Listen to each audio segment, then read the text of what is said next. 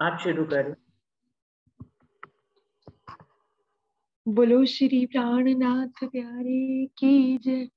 बोलो श्री सतगुरु महाराज की जय। सभी सुंदर साथ जी को प्रेम प्रणाम जी। रूह ने ना खोले तो दीदार हो जाए, पिया चरणों में तेरे सब साथ जग जाए, पिया चरणों में तेरे सब साथ जग जाए। रूह ने ना खोले तो दीदार हो जाए, पिया चरणों में तेरे सब साथ जग जाए, पिया चरणों में तेरे सब साथ जग जाए। सुख अपनी निस्बत के साक्षात मिल जाए, पिया आप जो चाहो तो बात बन जाए, फिर हुक्म इल्म को छोड़ तेरा इश्क मिल जाए, फिर हुक्म इल्म को छोड़ तेरा इश्क मिल जाए, पिया चरणों में तेरे सब साथ जग जाए।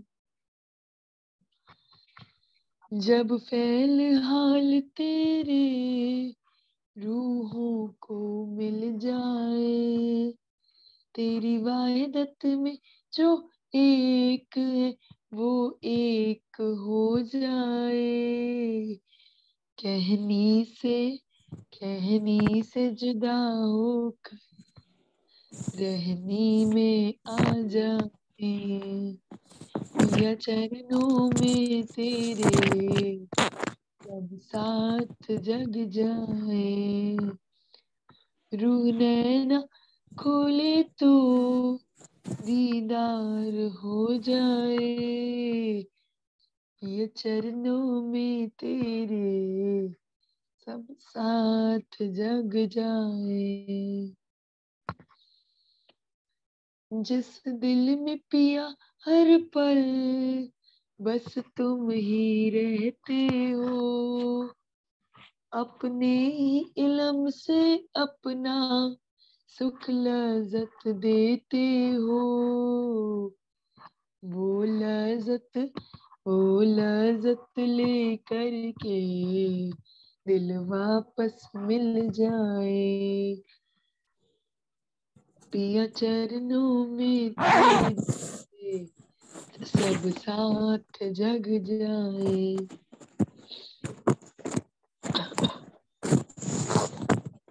बस पाँव पलक का ही ये खेल दिखाया है, अपने ही इल्म से तो तुमने समझाया है, वो पल वो घड़ी शायद पिया अब तो हट जाए, वो पल वो घड़ी शायद पिया अब तो हट जाए, पिया चरणों में तेरे सब साथ जग जाए। जब रूबरू तेरी रूहें होवेगी, नैनों से नैनों का अमिरस पीवेगी, वो नैन नजारा नूरी पिया अब तो मिल जाए, वो नैन नजारा नूरी पिया अब तो मिल जाए, पिया चरणों में तेरे सब साथ जग जाए। रूह नैना खोले तो दीदार हो जाए। पिया चरणों में तेरे सब साथ जग जाए। पिया चरणों में तेरे सब साथ जग जाए। पिया चरणों में तेरे सब साथ जग जाए। बोलो श्री प्राणनाथ प्यारे की जय। बोलो श्री सतगुरु महाराज की जय।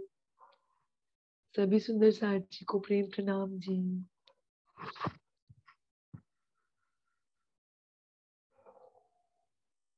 प्रणाम जी सुंदर साथ जी। प्रणाम चित्रांशी, धन्यवाद। शुरू करते हैं सुंदर साथ जी।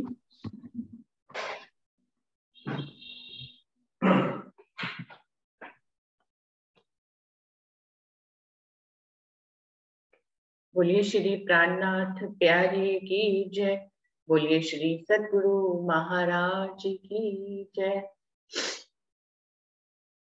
प्रथम लागू दुई चरण को, धनिये न छुड़ाइयो खीन। लाख तली लालेड़िया, मेरे जीव के ही जीवन। इन पांव तले पड़ी रहूं, धनी नजर खोलो बातून। बलना वालों निरखु नेत्रे, मेरे जीव के ही जीवन। मेरे जीव के ही जीवन। श्री बंदो सतगुरु चरण को, करू सो प्रेम प्रणाम। अशुभ हरन मंगल करन, धनी श्री देव चंद्र जी नाम। श्री प्राणनाथ निज मूलपति, श्री मेहराज सुनाम। तेज कुंवर श्यामा युगल, जी को पल पल करूं प्रणाम। पिया जी को पल पल करूं प्रणाम।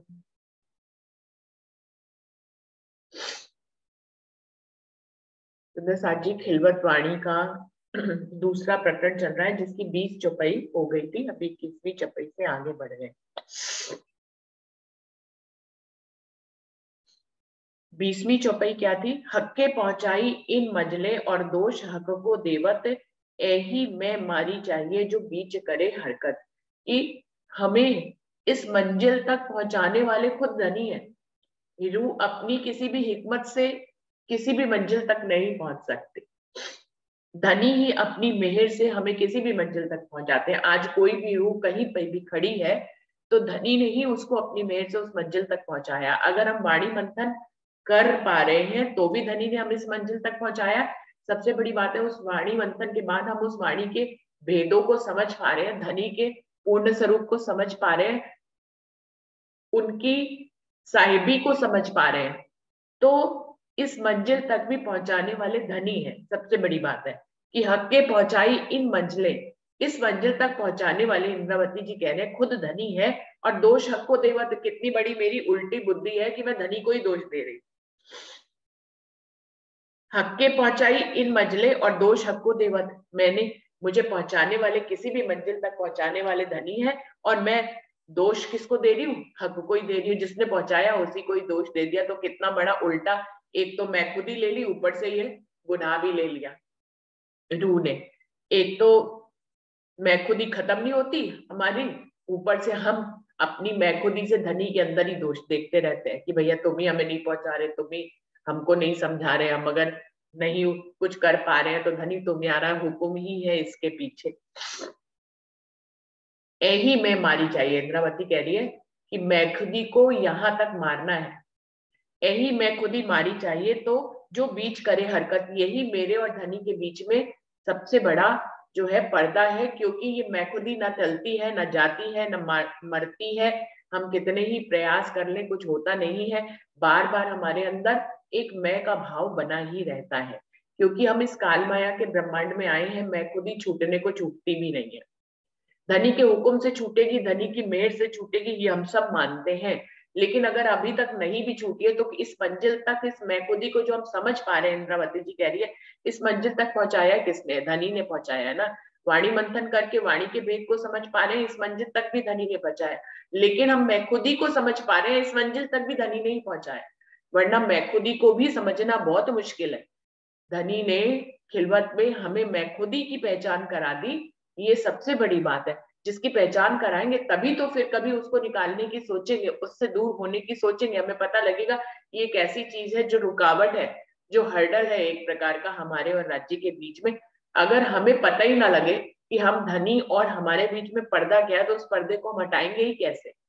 तो पता लगाना, मैं खुदी की पहचान कराना, इस मंजिल तक पहुंचाना भी धनी ने हमें पहुंचाया है। और वो कह रहे हैं कि मेरी मैं खुदी की इंतहा तो देखो, कि इस मंजिल तक पहुंचाने वाले धनी, और हम दोष फिर भी किसमें देख रहे हैं? धनी में ही देख रहे हैं। मैं खुदी की एक खास बात है, वो खुद को सही समझती है, दूसरे को ही गलत समझती है। तो यहाँ पे हमने मैं खुदी जो खड़ी हो गई, उसने धनी और मेरे बीच में एक पर्दा कर दिया।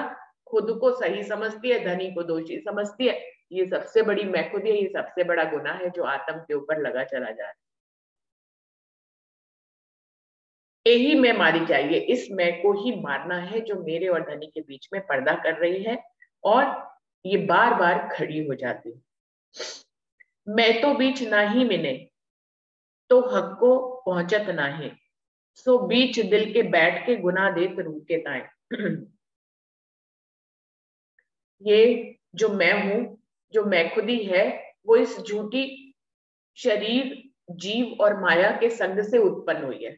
आत्मा अपने आप में परम धाम में, आज से पहले आत्मा की जरूरत ही नहीं थी। जो हमारे परात्म के स्वरूप है, वहां पे नजर जो है वो सिर्फ धनी को ही देखती थी। परम धाम में इश्क की रूपी नजर थी और वो सिर्फ धनी को देखती थी।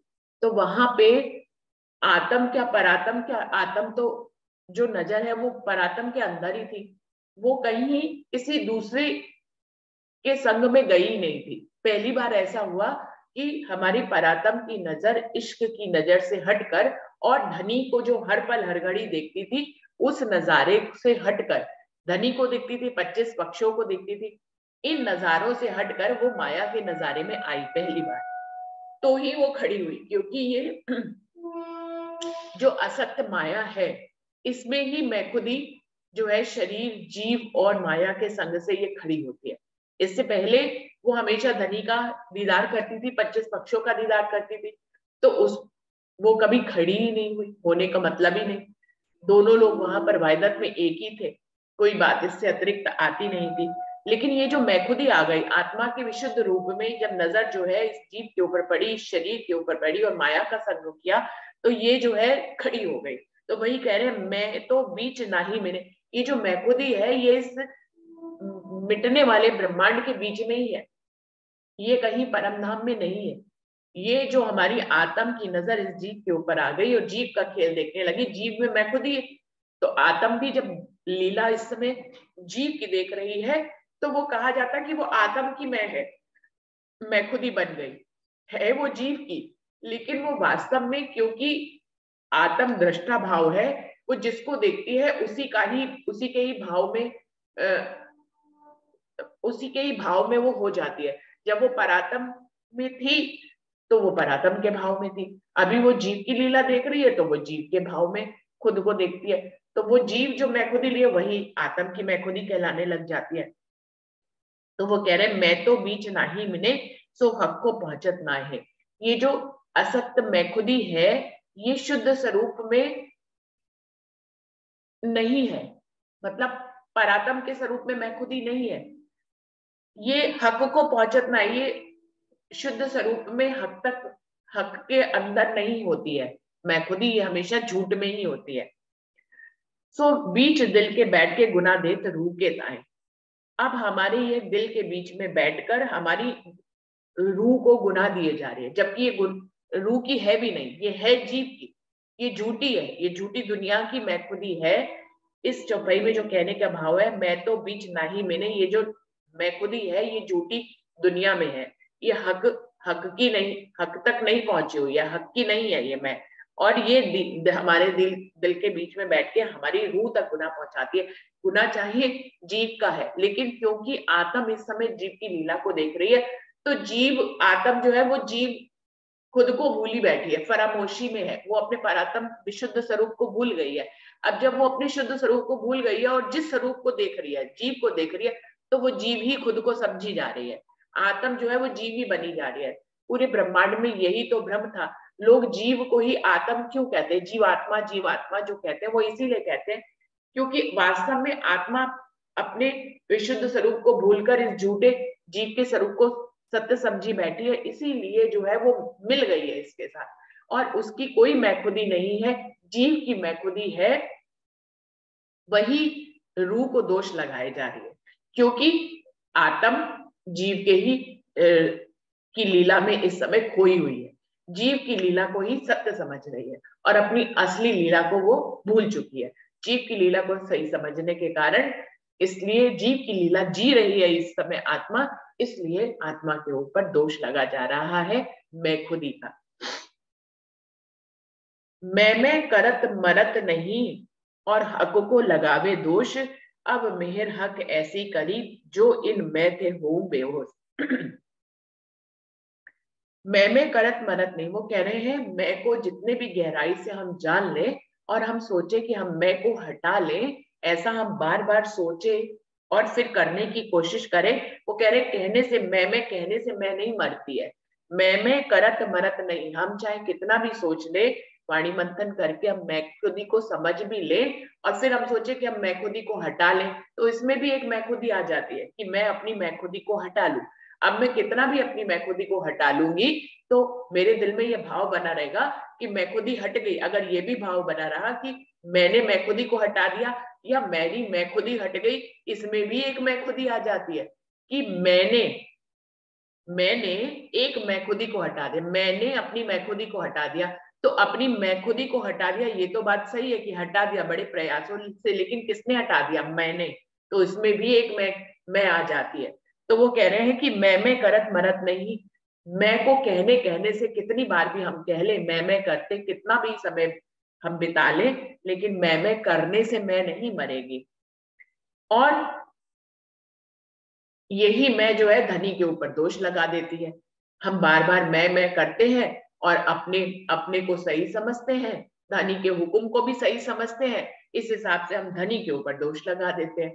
एक तो हम अपनी मैं खुद ही निकाल नहीं पाते जीव के संग से, इसलिए हमारी आत्म के ऊपर गुनाह लग जाता है। दूसरा गुनाह ये लग जाता है आत्म के ऊपर कि वो धनी के अंदर अपने मूल स्वरूप, जो धनी ही उनके स्रोत है, हमारे मूल है, हमारी नींव है, उनका दिल ही हमारा जो है मूल अखंड स्थान है, उन्हीं को हमारी आत्म जो है दोष लगा देती है। दोष आत्म नहीं लगाती, लगाती तो जीव है, लेकिन उस मैं जीव की मैं धनी को दोष लगाती है, लेकिन उस जीव की मैं को जी इस समय कौन रही है? वो आत्म जी रही है। जीव तो जी रहा है, लेकिन साथ साथ में आत्म भी उस मैं खुदी को जी रही है, इसलिए आत्म अपने परात्म स्वरूप में शुद्ध होते हुए भी गुनाहगार हो जाती है। तो ही वही कह रहे हैं और हक को लगावे दोष। दूसरा गुनाह ये हो गया आत्म के ऊपर कि वो इस मैखुदी के कारण धनी के ऊपर दोष लगा देती है। अब मेहर हक ऐसी जो इनमें थे वो बेहोश। इंद्रावती कह रही है ये तो धनी की मेहर ही है, जो उन्होंने कहा हर मंजिल तक पहुंचाने वाली कौन है? धनी की मेहर ही, और हम धनी के ऊपर ही दोष लगा देते हैं। तो इंद्रावती जी कह रही है जब धनी मेहर जिसके ऊपर कर देते हैं, जब मेरे ऊपर वो अपनी लीला भी बताने हैं कि अब मेहर हक ऐसी करी, धनी ने मेरे ऊपर ऐसी मेहर करी है जो इनमें थे हो बेहोश। अब मैं इस मैं से बेहोश हो जाऊंगी, इस मैं से छूट जाऊंगी और धनी तक तब मैं पहुंच पाऊंगी। थोड़ी से उलझे हुए भाव हैं, लेकिन हर रूह के दिल के ये भाव है सुंदर साथ जी। हर रूह भी अपने दिल में ऐसे ही मैखुदी में उलझी हुई है। अगर वो सोचती है कि मैखुदी को हटा ले तो भी एक मैखुदी खड़ी हो जाती है। तो यही बात है कि मैखुदी को हटाने में भी एक मैखुदी आ जाती है। तो हम मैखुदी के बीच में हर रूह बहुत गहराई तक उलझी हुई है। मतलब ऊपरी रूप में जैसे बताया बताया कि मैखुदी के इतने स्तर होते हैं कि स्थूल सूक्ष्म कारण तक वो मैखुदी चलती ही रहती है। तो कहीं कहीं से भी मैखुदी को हटाओ, फिर कहीं अंदर से सूक्ष्म वाली आ जाती है, फिर कहीं से महा कारण वाली आ जाती है मैखुदी। मैखुदी हटने का नाम नहीं लेती, गहराई की उसकी पड़ते हैं सुंदर साथ जी। ऊपर से मैखुदी को हटा भी लो तो सूक्ष्म रूप से मैखुदी काम करने लग जाती है। कोई कोई सुंदर साथ, जैसे कि हम बहुत समझ बूझ कर मैखुदी को बहुत समझ समझ कर जो है हम ऐसे हो गए कि हम बिल्कुल ही मैखुदी में लगता है कि नहीं है, हम तो बिल्कुल समर्पित है धनी के ऊपर। हर हर पल हर हर क्षण को हम धनी के ढंग से जी रहे हैं, ऐसा हमें समझ में आ गया है। लेकिन फिर भी हम जी रहे हैं धनी के पल में। मैं जी रही हूँ धनी के हुक्म को समझकर, मैं धनी के हुक्म को समझ गई हूँ, मैं जानती हूँ हर पल में धनी ही है। तो इस तरह से भी एक सूक्ष्म में काम करने लग जाती है। ऊपरी में शारीरिक खत्म हो जाती है, हम हुकुम हुकुम हुकुम हुकुम कहने लग जाते हैं। तो इस प्रकार से हमारे शब्दों से मैखुदी खत्म हो जाती है। हमारी लगता है कि शारीरिक रूप से मैखुदी हट गई है, लेकिन मैं हुक्म में जी रही हूँ, मैं धनी के हुक्म को जान गई हूँ, मुझे पता है कि हर पल में धनी का हुक्म काम कर रहा है। तो ये एक सूक्ष्म मैखुदी चालू हो जाती है कि मैं जान गई हूँ कि हर पल में धनी का हुक्म है। इसमें भी एक मैखुदी सूक्ष्म वाली शामिल हो जाती है। तो हम सब सुंदर साथ के दिल की बात है कि हम मैखुदी में कितनी गहरी तक उलझे हुए हैं।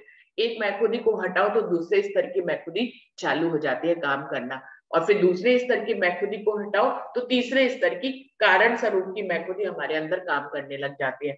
तो सुंदर साथ जी यही बात यहाँ पर कह रहे हैं कि धनी की मेहर जब होगी, अब मेहर हाँ कैसी करी जो इन मैं थे हूँ बेहोश, कि मैं अब इस मेहर से, इस मैखुदी से, धनी की मेहर से ही छूट पाई।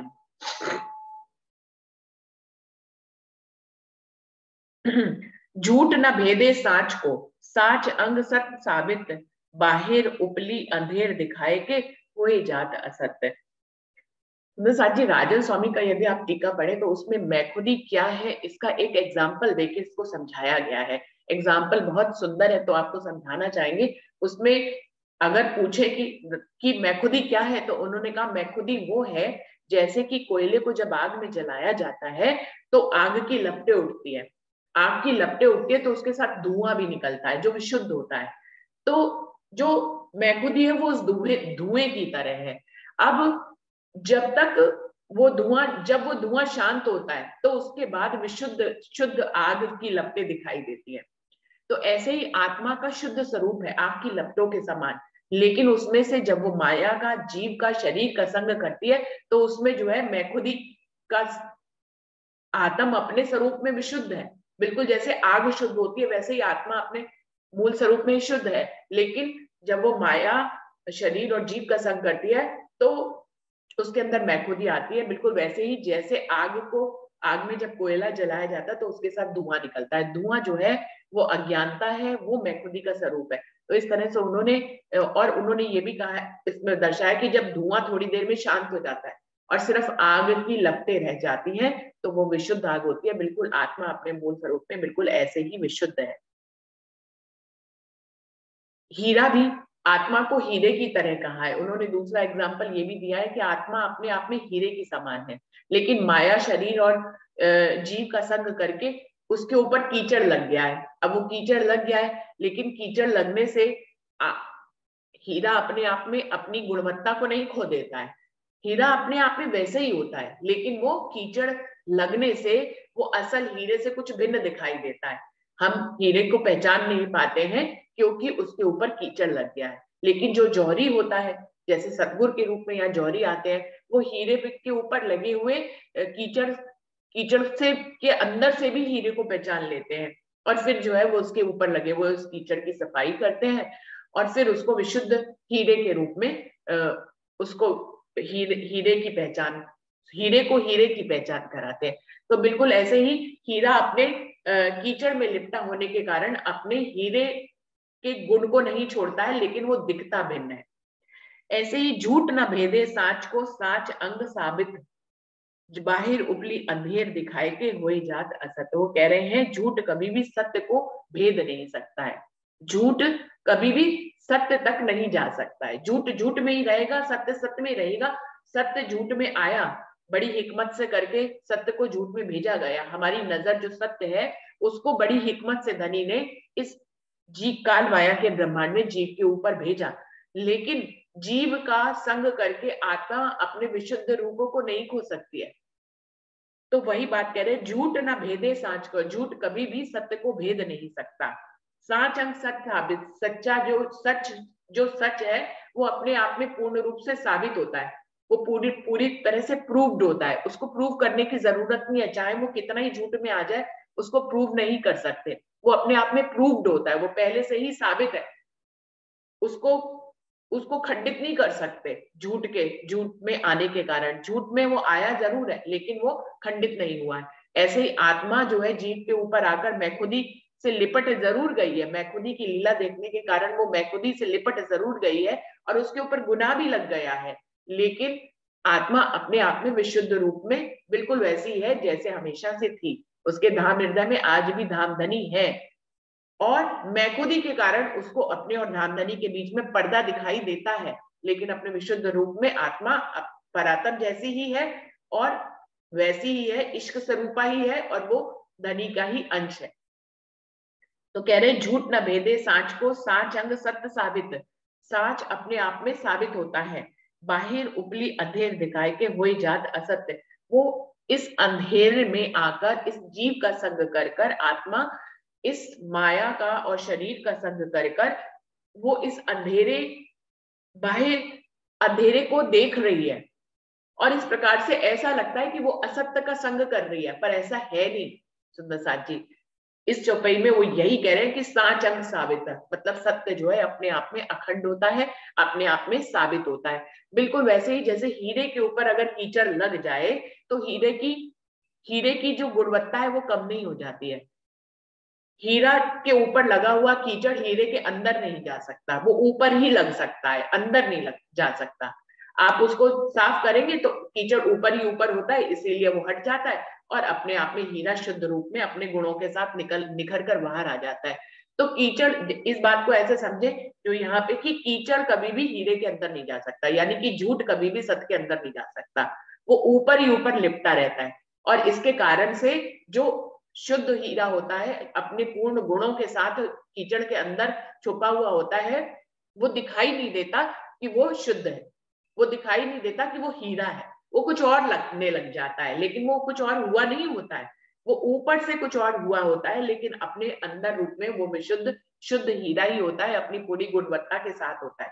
बिल्कुल यही बात आत्म के लिए कह रहे हैं कि आत्म ने एक तरफ अभी ऊपर की चौपाइयों में कह दिया कि आत्म के ऊपर दो दोष लग गए, एक तो मैखुदी उसने ले ली, दूसरा उस मैखुदी के कारण उसने धनी के अंदर दोष देख लिया, तो दो दोष लग गए। एक तरफ ऊपर की चौपाइयों में ये कह के आए कि आत्म के ऊपर दो दोष लग गए, लेकिन अभी यहाँ पर आत्म को फिर शुद्ध रूप में बता रहे हैं कि कितनी भी मैखुदी जीव की आत्म जी ले, कितने भी वो अंधेर में हो जाए, लेकिन ये मैखुदी, ये अंधेर, ये कालमाया के ब्रह्मांड की लीला आत्म के शुद्ध स्वरूप को बदल नहीं सकती है।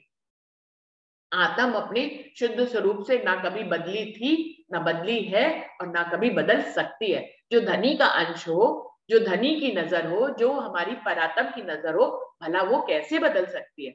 वो तो धनी ने उसको फरामोश किया इसलिए बदली हुई सी लग रही है, लेकिन वो बदली नहीं है। सुंदर साथ जी यहाँ पर इंद्रावती का कहने का फिर वो हमें हमारी साहिबी याद दिला रही है।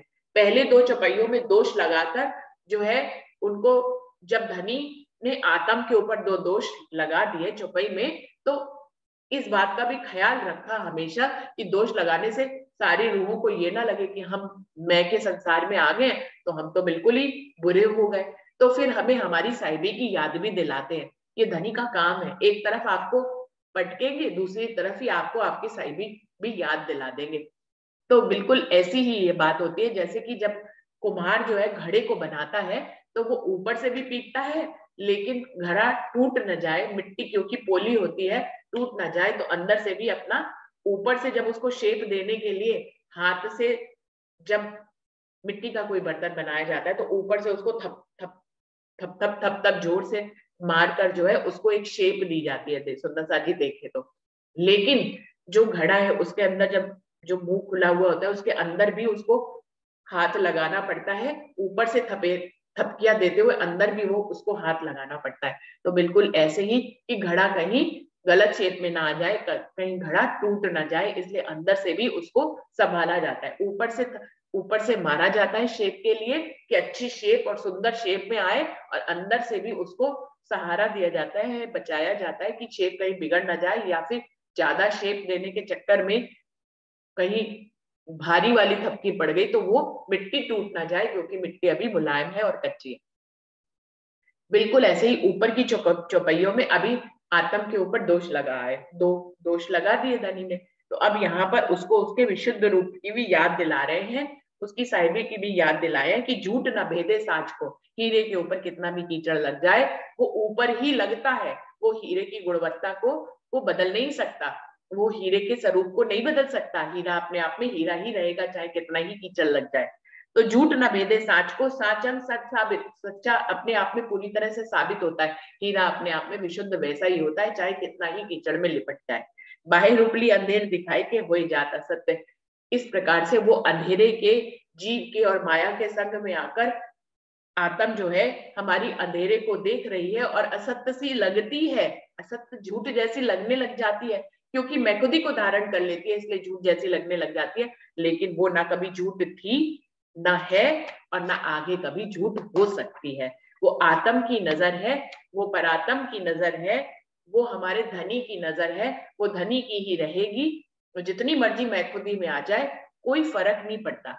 आत्म का जो मूल स्वरूप है परात्म, उसमें कोई फर्क नहीं पड़ता। वो अभी चाहे आत्म में मैं खुदी आ रही है, आत्म उस मैं खुदी को ले रही है, और उस मैं खुदी की लीला को चाहे परात्म भी देख रही हो, इससे कोई फर्क नहीं पड़ता। परात्म अपने मूल स्वरूप में वैसे ही है और आत्म अपने मूल स्वरूप में वैसे ही है। ये कहने का भाव है कि आत्म अपनी साहिबी को नहीं, साहिबी उसकी नहीं बदलती, चाहे कितनी ही वो मैं खुदी को ले ले।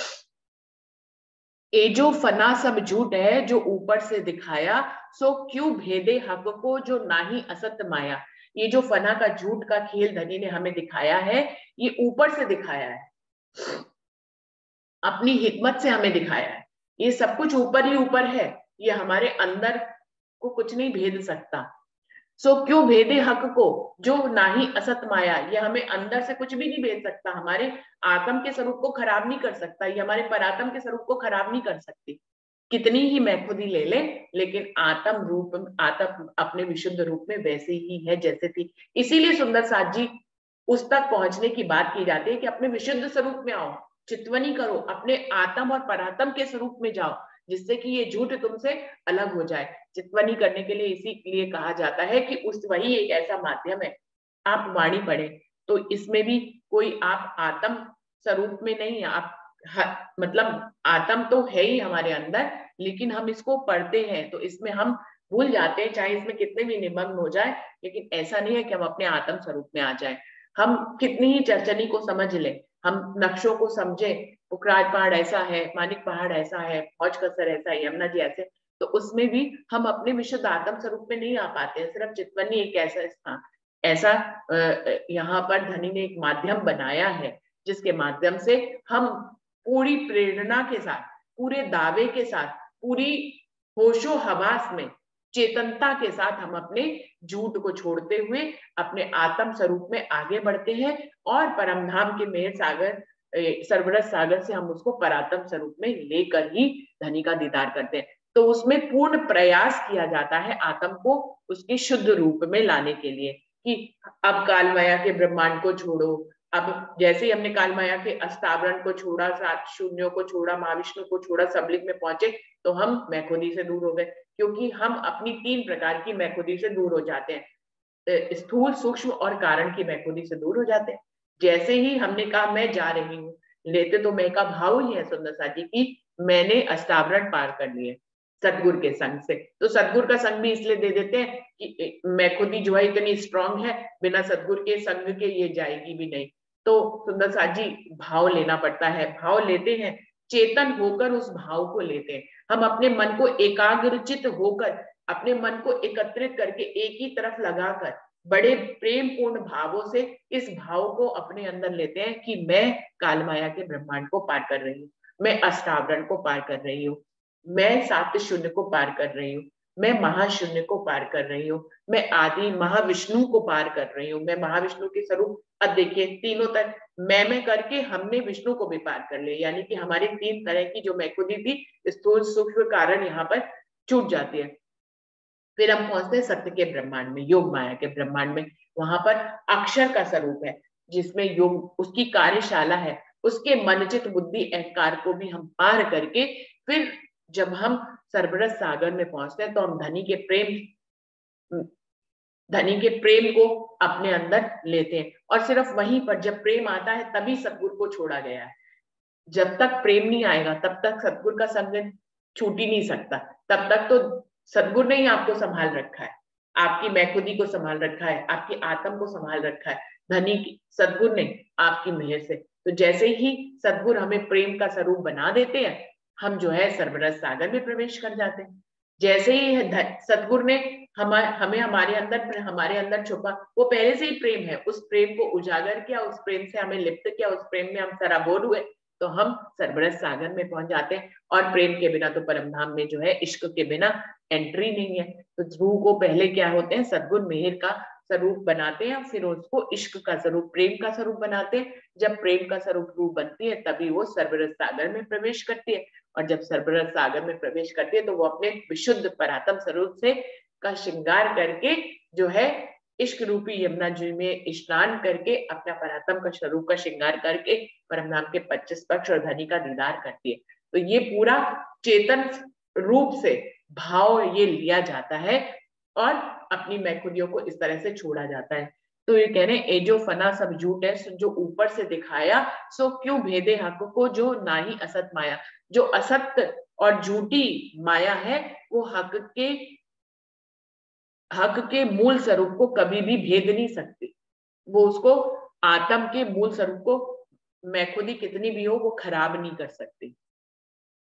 ये ऊपर से है, ये आत्म, ये जो जीव की मैखुदी है जिसकी लीला को आत्म देख रही है, ये उसके ऊपरी स्वरूप पे ही है, जिसके कारण से माया भी जो आत्म भी जो है वो जीव जैसी लगने लग जाती है।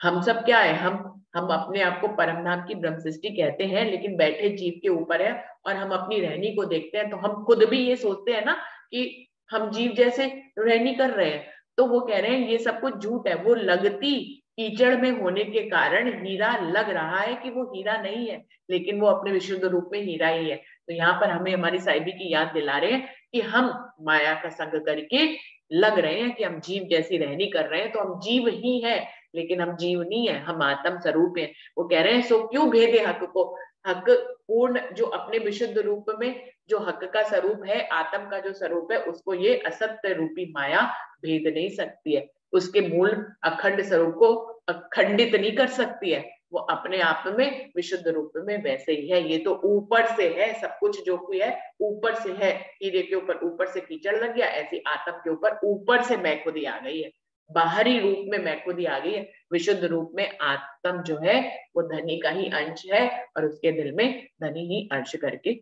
बैठे हुए हैं, बिल्कुल भी फर्क नहीं।